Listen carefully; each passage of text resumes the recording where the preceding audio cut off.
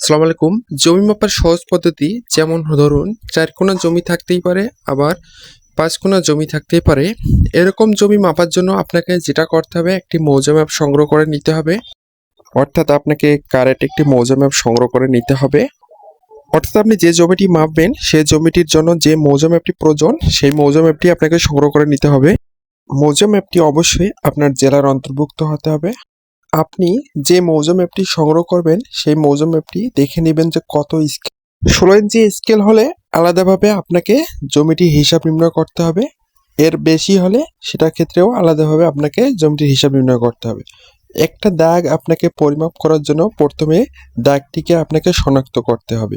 অর্থাৎ আপনি যে দাগটি পরিমাপ করবেন সেই দাগটি আপনাকে শনাক্ত করতে হবে। শনাক্ত করার পর আপনার দাগটি কোণা কোণা বরাবর স্কেল দিয়ে মেপে নিতে হবে।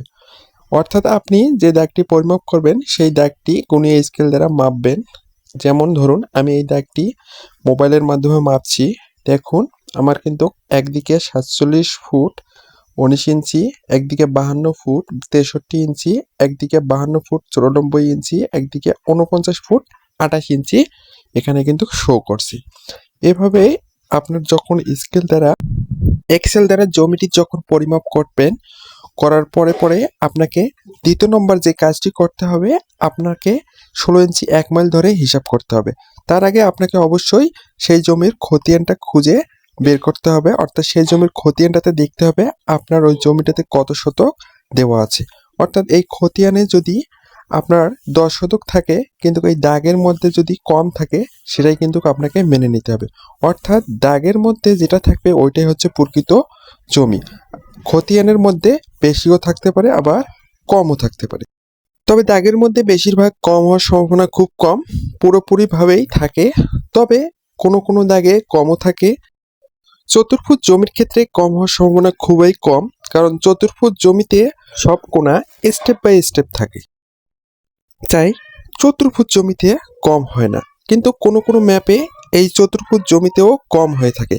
কিন্তু প্রধানত চতুর্ভুজ জমির পরে যে জমিটি প্রধানত বেশিরভাগ ক্ষেত্রে কম পাওয়া যায় সেটি হচ্ছে ৫ কোণা জমি।